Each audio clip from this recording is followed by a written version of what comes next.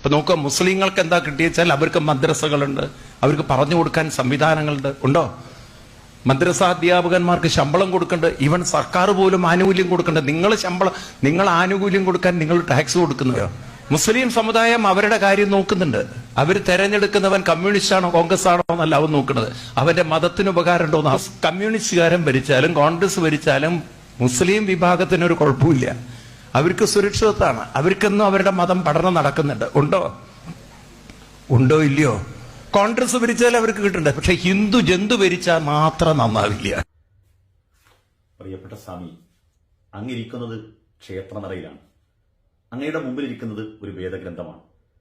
ഇവ രണ്ടും ജനങ്ങൾക്ക് നന്മയും ധർമ്മവും പഠിപ്പിക്കാനുള്ളതാണ്. അതുകൊണ്ട് തന്നെ പരസ്പരം മനുഷ്യരെ തമ്മിൽ ഒരുമിപ്പിക്കുന്ന കാര്യമാണ് നമ്മൾ പറയേണ്ടത്. പ്രത്യേകിച്ച് ഞാനും നിങ്ങളുമൊക്കെ മതത്തിന്റെ ആചാര്യന്മാരാണല്ലോ. നമ്മളിലൂടെ ജനങ്ങൾ ഒരു മതത്തിന്റെ മുഖമാണ് കാണുന്നത്. അതുകൊണ്ട് ജനങ്ങൾക്ക് നല്ലത് പറഞ്ഞു കൊടുക്കുക. കോൺഗ്രസ് ഭരിച്ചാലും കമ്മ്യൂണിസ്റ്റ് ഭരിച്ചാലും ഒരു മദർസക്കും ഈ രണ്ട് പാർട്ടിയുടെയോ അല്ലെങ്കിൽ ഭരണ സംവിധാനത്തിന്റെ ഒരു ആനുകൂല്യം കിട്ടുന്നില്ല എന്നുള്ളതാണ് യാഥാർത്ഥ്യം.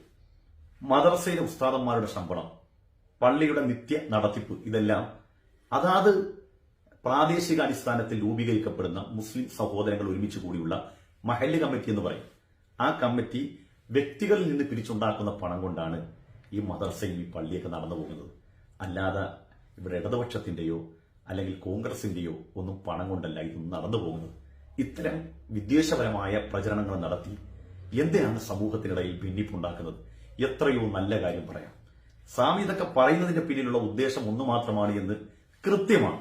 സ്വന്തം കഴിവുകേട്, സ്വന്തം നിസ്സഹായത അത് മറച്ചുവെച്ച് മറ്റൊരു സമൂഹത്തിനെ ശത്രുക്കളാക്കി അവർ നമ്മുടെ മതപഠനത്തിന് അനുവദിക്കുന്നില്ല എന്ന് വരുത്തി തീർക്കാൻ വേണ്ടിയല്ലേ.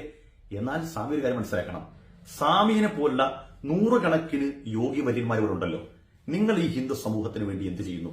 കൃത്യമായി ശമ്പളത്തിന്റെ അടിസ്ഥാനത്തിൽ അമ്പലനടയിൽ വന്നുകൊണ്ട് ഇത്തരം വിദ്വേഷപരമായ പ്രചരണങ്ങൾ നടത്തി പോകുന്നതല്ലാതെ ആ സമൂഹത്തിന് ഈ രാമായണവും ഭഗവത്ഗീതയും ഈ ഭാഗവതവും ഒക്കെ പഠിപ്പിക്കാൻ വേണ്ടി നിങ്ങൾ എന്തെങ്കിലും ഒരു ഇടപെടൽ നിങ്ങൾ നടത്തുന്നുണ്ടോ? എന്നാൽ ഇതൊക്കെ പഠിക്കുന്ന മുസ്ലിം സമൂഹം നിങ്ങൾക്കറിയോ, ഈ വേദങ്ങൾ, ഈ മഹാഭാരതവും ഈ രാമായണവും ഈ ഗീതയും ഒക്കെ പഠിക്കുന്ന മുസ്ലിങ്ങളുണ്ട്. തൃശൂർ MIC അസാസ് അറബിക് കോളേജിലെ ക്ലാസ് മുറിയിലാണ് ഖുർആനും ഹദീസിനുമൊപ്പം സംസ്കൃതവും ഭഗവത്ഗീതയും മഹാഭാരതവും ഒക്കെ പഠിപ്പിച്ചാണ് സ്ഥാപനം ഇവരെ ഉസ്താദുമാരാക്കി വളർത്തുന്നത്.